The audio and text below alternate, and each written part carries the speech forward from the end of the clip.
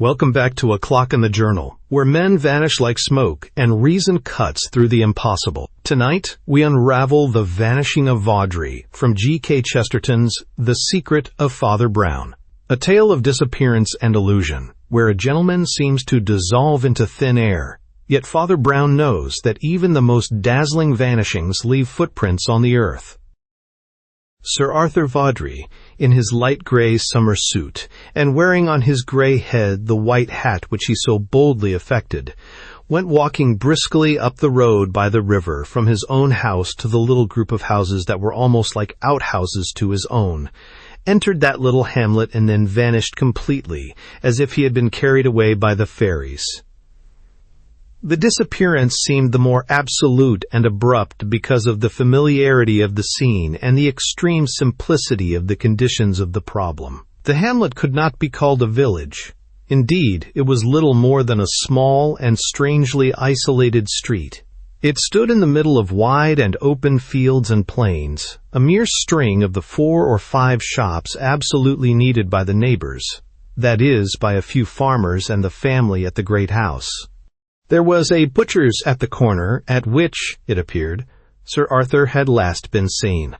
He was seen by 2 young men staying at his house, Evan Smith, who was acting as his secretary, and John Dalman, who was generally supposed to be engaged to his ward. There was next to the butcher's a small shop combining a large number of functions, such as is found in villages, in which a little old woman sold sweets, walking sticks, golf balls, gum, balls of string, and a very faded sort of stationery.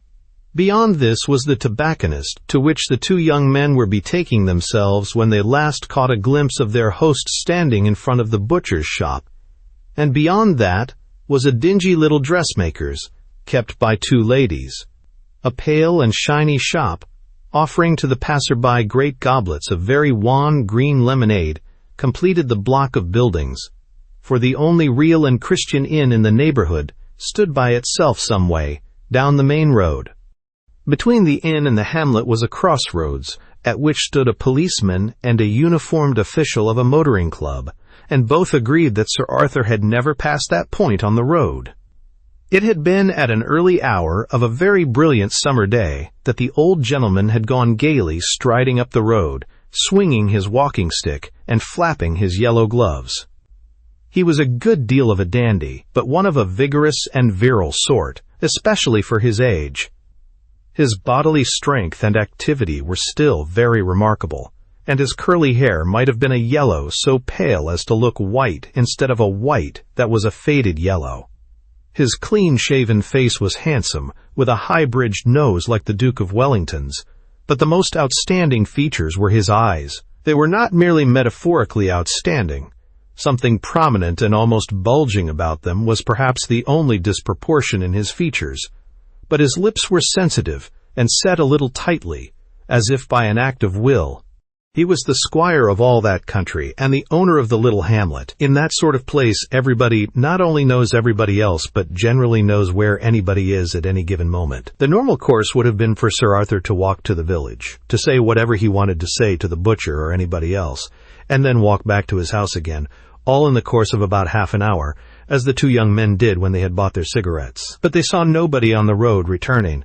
Indeed, there was nobody in sight, except the one other guest at the house, a certain Dr. Abbott, who was sitting with his broad back to them on the river bank, very patiently fishing. When all the 3 guests returned to breakfast, they seemed to think little or nothing of the continued absence of the squire. But when the day wore on and he missed one meal after another, they naturally began to be puzzled, and Sybil Rye, the lady of the household, began to be seriously alarmed. Expeditions of discovery were dispatched to the village again and again without finding any trace, and eventually, when darkness fell, the house was full of a definite fear. Sybil had sent for Father Brown, who was a friend of hers and had helped her out of a difficulty in the past, and under the pressure of the apparent peril, he had consented to remain at the house and see it through. Thus it happened that when the new day's dawn broke without news, Father Brown was early afoot and on the lookout for anything. His black, stumpy figure could be seen pacing the garden path, where the garden was embanked along the river, as he scanned the landscape up and down with his short-sighted and rather misty gaze. He realized that another figure was moving even more restlessly along the embankment, and saluted Evan Smith, the secretary, by name. Evan Smith was a tall, fair-haired young man, looking rather harassed, as was perhaps natural in that hour of distraction. But something of the sort hung about him at all times. Perhaps it was more marked because he had the sort of athletic reach and poise, and the sort of leonine yellow hair and mustache which accompany, always in fiction, and sometimes in fact, a frank and cheerful demeanor of English youth. As in his case, they accompanied deep and cavernous eyes and a rather haggard look. The contrast with the conventional tall figure and fair hair of romance may have had a touch of something sinister, but Father Brown smiled at him amiably enough and then said more seriously, "This is a trying business." "It's a very trying business for Miss Rye," answered the young man gloomily, "and I don't see why I should disguise what's the worst part of it for me, even if she is engaged to Delman. Shocked, I suppose?" Father Brown did not look very much shocked, but his face was often rather expressionless. He merely said mildly, "Naturally, we all sympathize with her anxiety. I suppose you haven't any news or views in the matter?" "I haven't any news exactly," answered Smith. "No news from outside, at least. As for views," and he relapsed into moody silence. "I should be very glad to hear your views," said the little priest pleasantly. "I hope you don't mind my saying that you seem to have something on your mind."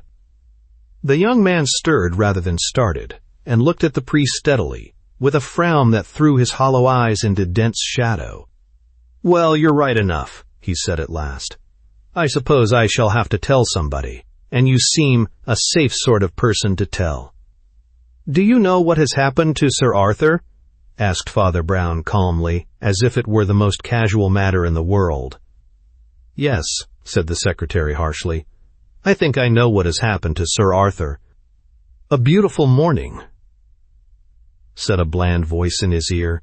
"A beautiful morning for a rather melancholy meeting." This time the secretary jumped as if he had been shot, as the large shadow of Dr. Abbott fell across his path in the already strong sunshine. Dr. Abbott was still in his dressing gown, a sumptuous oriental dressing gown covered with colored flowers and dragons, looking rather like one of the most brilliant flower beds that were growing under the glowing sun. He also wore large, flat slippers, which was doubtless why he had come so close to the others without being heard.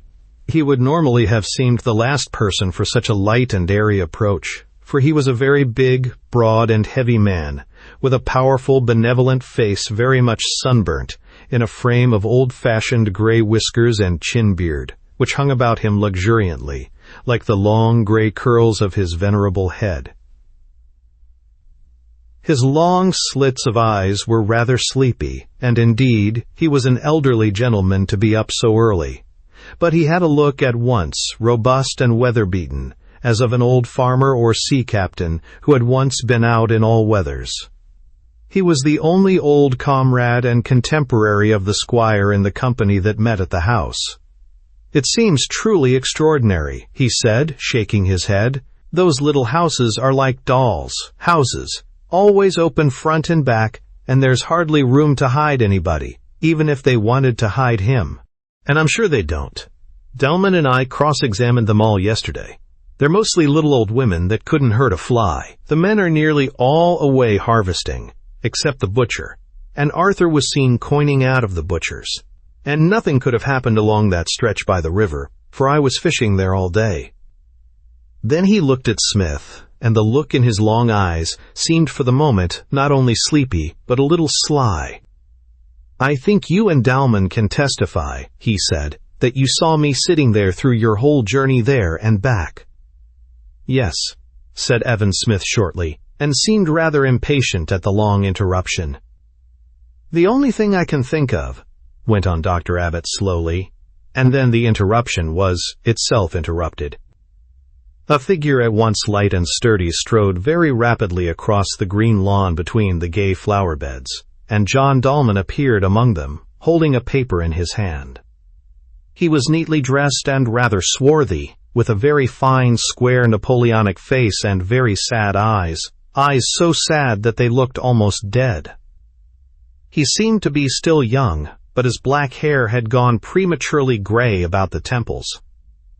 "I've just had this telegram from the police," he said. "I wired to them last night, and they say they're sending down a man at once. Do you know, Dr. Abbott, of anybody else we ought to send for? Relations, I mean, and that sort of thing." "There is his nephew, Vernon Vaudrey, of course," said the old man. "If you will come with me, I think I can give you his address and tell you something rather special about him." Dr. Abbott and Dalman moved away in the direction of the house, and, when they had gone a certain distance, Father Brown said simply, as if there had been no interruption, "You were saying?" "You're a cool hand," said the secretary. "I suppose it comes of hearing confessions. I feel rather as if I were going to make a confession. Some people would feel a bit jolted out of the mood of confidence by that queer old elephant creeping up like a snake, but I suppose I'd better stick to it, though it really isn't my confession, but somebody else's." He stopped a moment, frowning and pulling his mustache. Then he said abruptly, "I believe Sir Arthur has bolted, and I believe I know why." There was a silence, and then he exploded again. "I'm in a damnable position, and most people would say I was doing a damnable thing. I am now going to appear in the character of a sneak and a skunk, and I believe I am doing my duty." "You must be the judge," said Father Brown gravely. "What is the matter with your duty?" "I'm in the perfectly foul position of telling tales against a rival, and a successful rival, too," said the young man bitterly. "And I don't know what else in the world I can do." "You are asking what was the explanation of Vaudrey's disappearance.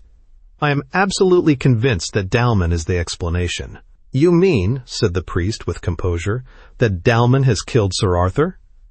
"No," exploded Smith with startling violence. "No, 100 times. He hasn't done that, whatever else he's done. He isn't a murderer, whatever else he is. He has the best of all alibis, the evidence of a man who hates him. I'm not likely to perjure myself for love of Dalman, and I could swear in any court he did nothing to the old man yesterday. Dalman and I were together all day, or all that part of the day, and he did nothing in the village except buy cigarettes, and nothing here except smoke them and read in the library. No, I believe he is a criminal, but he did not kill Vaudrey. I might even say more, because he is a criminal, he did not kill Vaudrey." "Yes," said the other patiently, "and what does that mean?" "It means," replied the secretary, "that he is a criminal committing another crime, and his crime depends on keeping Vaudrey alive." "Oh, I see," said Father Brown. "I know Sybil Rye pretty well, and her character is a great part of this story. It is a very fine character in both senses. That is, it is of a noble quality and only too delicate a texture. She is one of those people who are terribly conscientious, without any of that armor of habit and hard common sense that many conscientious people get. She is almost insanely sensitive, and at the same time quite unselfish. Her history is curious. She was left literally penniless, like a foundling, and Sir Arthur took her into his house and treated her with consideration, which puzzled many, for, without being hard on the old man, it was not much in his line. But when she was about 17, the explanation came to her with a shock, for her guardian asked her to marry him. Now I come to the curious part of the story. Somehow or other, Sybil had heard from somebody, I rather suspect from old Abbott, that Sir Arthur Vaudrey, in his wilder youth, had committed some crime, or at least done some great wrong to somebody, which had got him into serious trouble. I don't know what it was, but it was a sort of nightmare to the girl at her crude, sentimental age, and made him seem like a monster, at least too much so for the close relation of marriage. What she did was incredibly typical of her. With helpless terror and with heroic courage, she told him the truth with her own trembling lips. She admitted that her repulsion might be morbid. She confessed it like a secret madness.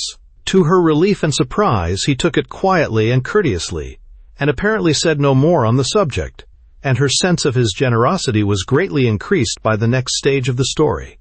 There came into her lonely life the influence of an equally lonely man. He was camping out like a sort of hermit on one of the islands in the river. And I suppose the mystery made him attractive, though I admit he is attractive enough. A gentleman, and quite witty, though very melancholy, which, I suppose, increased the romance. It was this man, Dalman, of course, and to this day I'm not sure how far she really accepted him, but it got as far as his getting permission to see her guardian. I can fancy her awaiting that interview in an agony of terror and wondering how the old beau would take the appearance of a rival, but here, again, she found she had apparently done him an injustice. He received the younger man with hearty hospitality, and seemed to be delighted with the prospects of the young couple. He and Dalman went shooting and fishing together and were the best of friends. When one day she had another shock, Dalman let slip in conversation some chance phrase that the old man had not changed much in 30 years, and the truth about the odd intimacy burst upon her. All that introduction and hospitality had been a masquerade. The men had obviously known each other before. That was why the younger man had come down rather covertly to that district. That was why the elder man was lending himself so readily to promote the match. I wonder what you are thinking. I know what you are thinking, said Father Brown with a smile, and it seems entirely logical. Here we have Vaudrey, with some ugly story in his past, a mysterious stranger come to haunt him, and getting whatever he wants out of him. In plain words, you think Dalman is a blackmailer. I do, said the other, and a rotten thing to think, too. Father Brown reflected for a moment, and then said, I think I should like to go up to the house now, and have a talk to Dr. Abbott. When he came out of the house again an hour or two afterwards, he may have been talking to Dr. Abbott, but he emerged in company with Sybil Rye, a pale girl with reddish hair and a profile delicate and almost tremulous. At the sight other, one could instantly understand all the secretary's story of her shuddering candor. It recalled Godiva and certain tales of virgin martyrs. Only the shy can be so shameless for conscience's sake. Smith came forward to meet them, and for a moment they stood talking on the lawn. The day, which had been brilliant from daybreak, was now glowing and even glaring, but Father Brown carried his black bundle of an umbrella as well as wearing his black umbrella of a hat, and seemed, in a general way, buttoned up to breast the storm. But perhaps it was only an unconscious effect of attitude, and perhaps the storm was not a material storm. What I hate about it all, Sybil was saying in a low voice, is the talk that's beginning already. Suspicions against everybody. John and Evan can answer for each other, I suppose, but Dr. Abbott has had an awful scene with the butcher, who thinks he is accused and is throwing accusations about in consequence. Evan Smith looked very uncomfortable, then blurted out, Look here, Sybil, I can't say much, but we don't believe there's any need for all that. It's all very beastly, but we don't think there's been any violence. Have you got a theory, then? Said the girl, looking instantly at the priest. I have heard a theory, he replied, which seems to me very convincing. He stood looking rather dreamily towards the river, and Smith and Sybil began to talk to each other swiftly, in lowered tones. The priest drifted along the riverbank, ruminating, and plunged into a plantation of thin trees on an almost overhanging bank.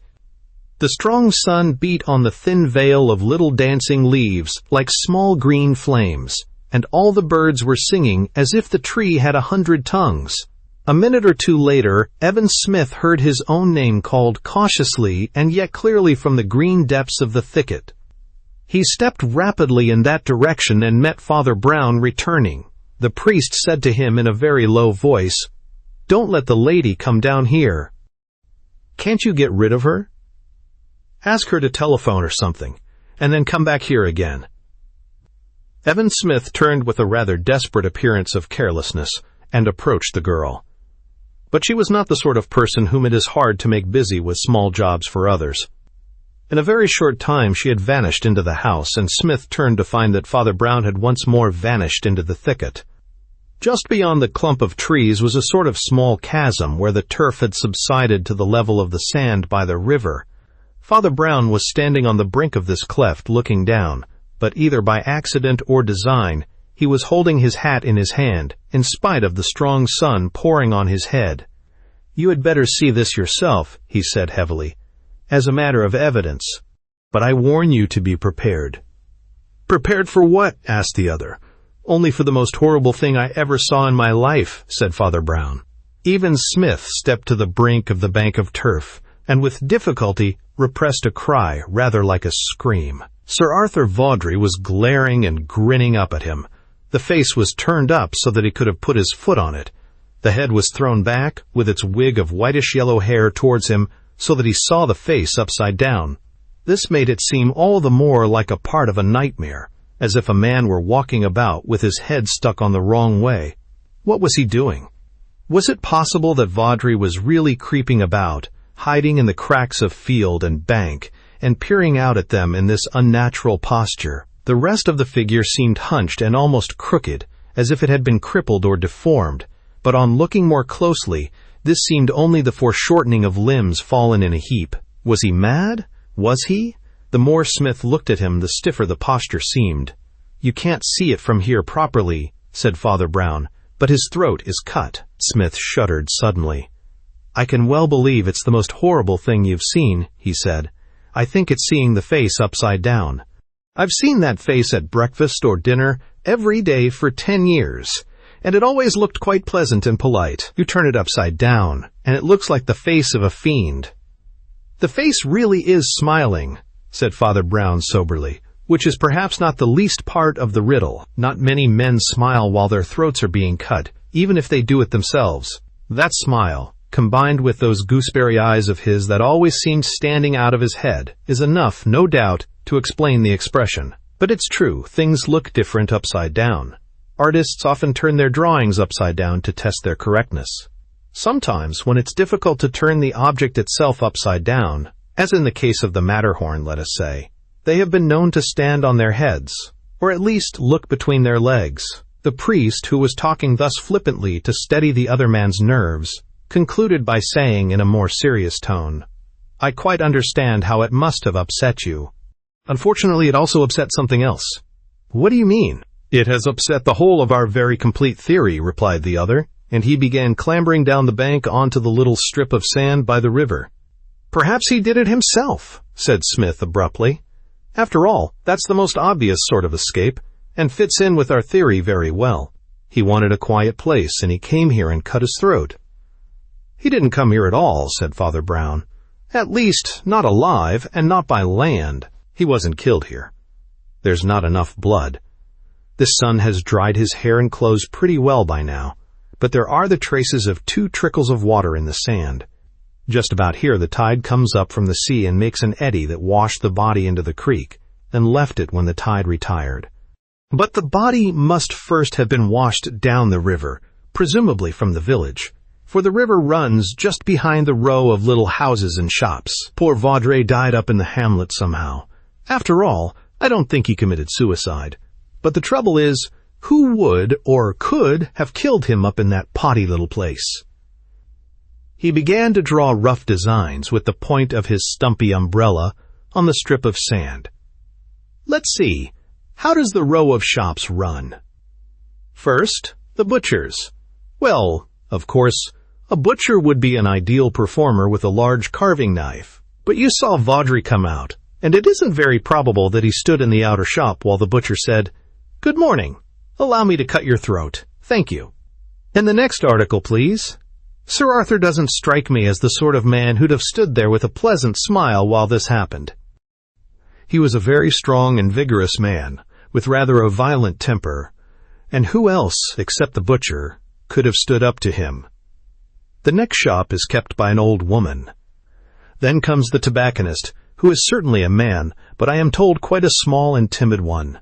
Then there is the dressmaker's, run by 2 maiden ladies, and then a refreshment shop run by a man who happens to be in hospital and who has left his wife in charge. There are 2 or 3 village lads, assistants, and errand boys, but they were away on a special job. The refreshment shop ends the street. There is nothing beyond that but the inn, with the policeman between. He made a punch with the ferrule of his umbrella to represent the policeman, and remained moodily staring up the river. Then he made a slight movement with his hand and, stepping quickly across, stooped over the corpse. "Ah," he said, straightening himself and letting out a great breath.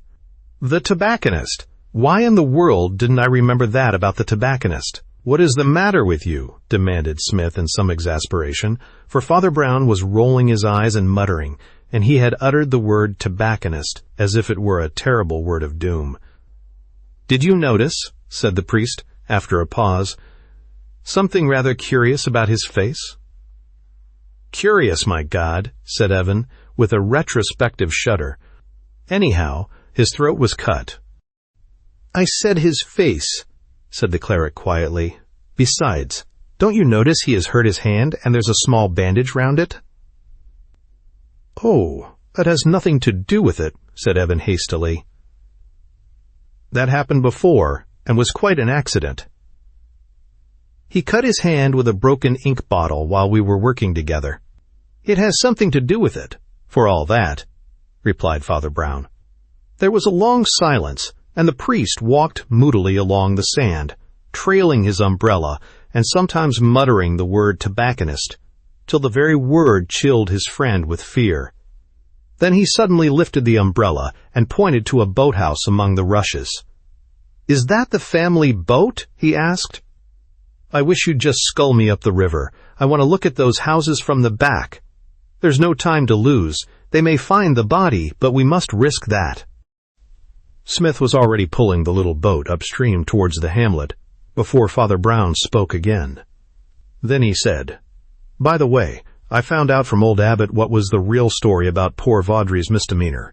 It was a rather curious story about an Egyptian official who had insulted him by saying that a good Muslim would avoid swine and Englishmen, but preferred swine, or some such tactful remark. Whatever happened at the time, the quarrel was apparently renewed some years after, when the official visited England, and Vaudrey, in his violent passion, dragged the man to a pigsty on the farm attached to the country house, and threw him in, breaking his arm and leg, and leaving him there till next morning. There was rather a row about it, of course, but many people thought Vaudrey had acted in a pardonable passion of patriotism.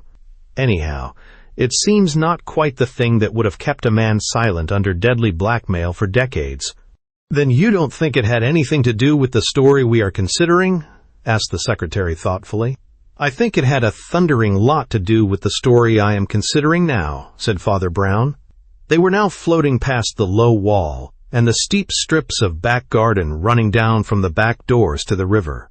Father Brown counted them carefully, pointing with his umbrella, and when he came to the third he said again, Tobacconist! Is the tobacconist by any chance? But I think I'll act on my guess till I know. Only, I'll tell you what it was I thought odd about Sir Arthur's face. And what was that? Asked his companion, pausing and resting on his oars for an instant. He was a great dandy, said Father Brown, and the face was only half-shaved. Could you stop here a moment? We could tie up the boat to that post.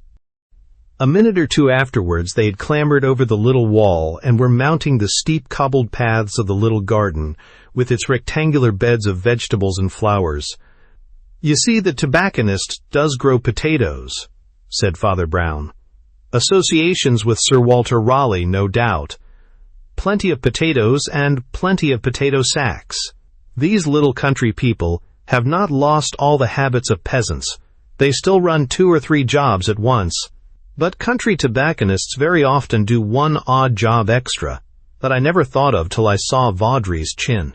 9 times out of 10 you call the shop the tobacconist's, but it is also the barber's. He'd cut his hand and couldn't shave himself, so he came up here. Does that suggest anything else to you? It suggests a good deal, replied Smith, but I expect it will suggest a good deal more to you. Does it suggest, for instance, observed Father Brown, the only conditions in which a vigorous and rather violent gentleman might be smiling pleasantly when his throat was cut? The next moment they had passed through a dark passage or two at the back of the house, and came into the back room of the shop, dimly lit by filtered light from beyond and a dingy and cracked looking-glass. It seemed, somehow, like the green twilight of a tank, but there was light enough to see the rough apparatus of a barber's shop and the pale and even panic-stricken face of a barber. Father Brown's eye roamed round the room, which seemed to have been just recently cleaned and tidied, till his gaze found something in a dusty corner just behind the door.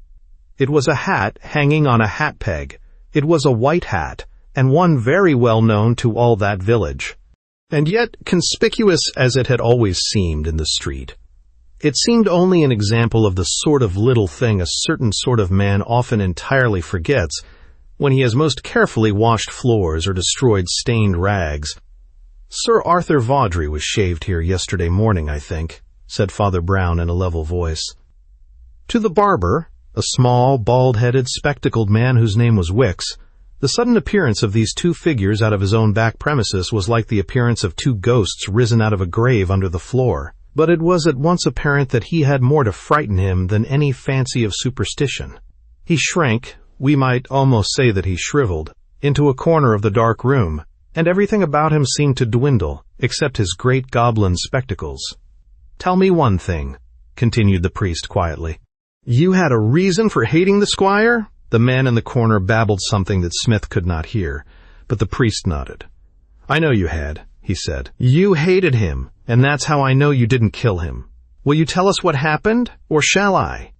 There was a silence filled with the faint ticking of a clock in the back kitchen, and then Father Brown went on. "What happened was this. When Mr. Dalman stepped inside your outer shop, he asked for some cigarettes that were in the window. You stepped outside for a moment, as shopmen often do, to make sure of what he meant. And in that moment of time, he perceived in the inner room the razor you had just laid down, and the yellow-white head of Sir Arthur in the barber's chair, probably both glimmering in the light of that little window beyond. It took but an instant for him to pick up the razor and cut the throat and come back to the counter. The victim would not even be alarmed at the razor and the hand. He died smiling at his own thoughts. And what thoughts! Nor, I think, was Dalman alarmed. He had done it so quickly and quietly that Mr. Smith here could have sworn in court that the two were together all the time. But there was somebody who was alarmed, very legitimately, and that was you. You had quarreled with your landlord about arrears of rent and so on. You came back into your own shop and found your enemy murdered in your own chair with your own razor. It was not altogether unnatural that you despaired of clearing yourself, and preferred to clear up the mess, to clean the floor and throw the corpse into the river at night in a potato sack rather loosely tied. It was rather lucky that there were fixed hours after which your barber's shop was shut, so you had plenty of time. You seem to have remembered everything but the hat. Oh, don't be frightened. I shall forget everything, including the hat." Then he passed placidly through the outer shop into the street beyond, followed by the wondering Smith, and leaving behind the barber stunned and staring. "You see," said Father Brown to his companion, "it was one of those cases where a motive really is too weak to convict a man, and yet strong enough to acquit him. A little nervous fellow like that would be the last man really to kill a big, strong man for a tiff about money, but he would be the first man to fear that he would be accused of having done it. Ah, there was a thundering difference in the motive of the man who did do it." And he relapsed into reflection, staring and almost glaring at vacancy. "It is simply awful," groaned Evan Smith. "I was abusing Dalman as a blackmailer and a blackguard an hour or two ago, and yet it breaks me all up to hear he really did this, after all." The priest still seemed to be in a sort of trance, like a man staring down into an abyss. At last his lips moved, and he murmured, more as if it were a prayer than an oath, "Merciful God, what a horrible revenge!" His friend questioned him, but he continued as if talking to himself. "What a horrible tale of hatred! What a vengeance for one mortal worm to take on another! Shall we ever get to the bottom of this bottomless human heart, where such abominable imaginations can abide? God save us all from pride, but I cannot yet make any picture in my mind of hate and vengeance like that." "Yes," said Smith, "and I can't quite picture why he should kill Vaudrey at all. If Dalman was a blackmailer, it would seem more natural for Vaudrey to kill him. As you say, the throat-cutting was a horrid business, but—" Father Brown started and blinked like a man awakened from sleep. "Oh, that," he corrected hastily. "I wasn't thinking about that. I didn't mean the murder in the barber's shop. When I said a horrible tale of vengeance, I was thinking of a much more horrible tale than that. Though, of course, that was horrible enough. in its way. But that was much more comprehensible. Almost anybody might have done it. In fact, it was very nearly an act of self-defense. "What?" exclaimed the secretary incredulously. "A man creeps up behind another man and cuts his throat while he is smiling pleasantly at the ceiling in a barber's chair, and you say it was self-defense." "I do not say it was justifiable self-defense," replied the other. "I only say that many a man would have been driven to it to defend himself against an appalling calamity, which was also an appalling crime. It was that other crime that I was thinking about. To begin with, about that question you asked just now. Why should the blackmailer be the murderer? Well, there are a good many conventional confusions and errors on a point like that." He paused, as if collecting his thoughts after his recent trance of horror, and went on in ordinary tones. "You observe that two men, an older and a younger, go about together and agree on a matrimonial project, but the origin of their intimacy is old and concealed. One is rich and the other poor, and you guess at blackmail. You are quite right, at least to that extent. Where you are quite wrong is in guessing which is which. You assume that the poor man was blackmailing the rich man. As a matter offset, the rich man was blackmailing the poor man." "But that seems nonsense," objected the secretary. "It is much worse than nonsense, but it is not at all uncommon," replied the other. "Half modern politics consists of rich men blackmailing people. Your notion that it's nonsense rests on two illusions which are both nonsensical. One is that rich men never want to be richer. The other is that a man can only be blackmailed for money. It's the last that is in question here. Sir Arthur Vaudrey was acting not for avarice, but for vengeance, and he planned the most hideous vengeance I ever heard of." "But why should he plan vengeance on John Dalman?" inquired Smith. "It wasn't on John Dalman that he planned vengeance," replied the priest gravely. There was a silence, and he resumed, almost as if changing the subject. "When we found the body, you remember, we saw the face upside down, and you said it looked like the face of a fiend. Has it occurred to you that the murderer also saw the face upside down, coming behind the barber's chair?" "But that's all morbid extravagance," remonstrated his companion. "I was quite used to the face when it was the right way up." "Perhaps you have never seen it the right way up," said Father Brown. "I told you that artists turn a picture the wrong way up when they want to see it the right way up. Perhaps over all those breakfasts and tea tables, you had got used to the face of a fiend." "What on earth are you driving at?" demanded Smith impatiently. "I speak in parables," replied the other in a rather somber tone. "Of course, Sir Arthur was not actually a fiend. He was a man with a character which he had made out of a temperament that might also have been turned to good. But those goggling, suspicious eyes, that tight yet quivering mouth, might have told you something if you had not been so used to them. You know, there are physical bodies on which a wound will not heal. Sir Arthur had a mind of that sort. It was as if it lacked a skin. He had a feverish vigilance of vanity.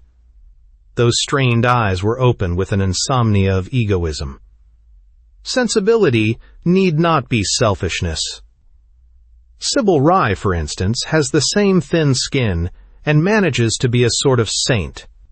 But Vaudrey had turned it all to poisonous pride, a pride that was not even secure and self-satisfied. Every scratch on the surface of his soul festered. And that is the meaning of that old story about throwing the man into the pigsty. If he'd thrown him then and there after being called a pig, it might have been a pardonable burst of passion, but there was no pigsty. And that is just the point. Vaudrey remembered the silly insult for years and years, till he could get the Oriental into the improbable neighborhood of a pigsty, and then he took what he considered the only appropriate and artistic revenge. Oh my God! He liked his revenges to be appropriate and artistic. Smith looked at him curiously. "You are not thinking of the pigsty story," he said. "No," said Father Brown, "of the other story." He controlled the shudder in his voice and went on, remembering that story of a fantastic and yet patient plot to make the vengeance fit the crime.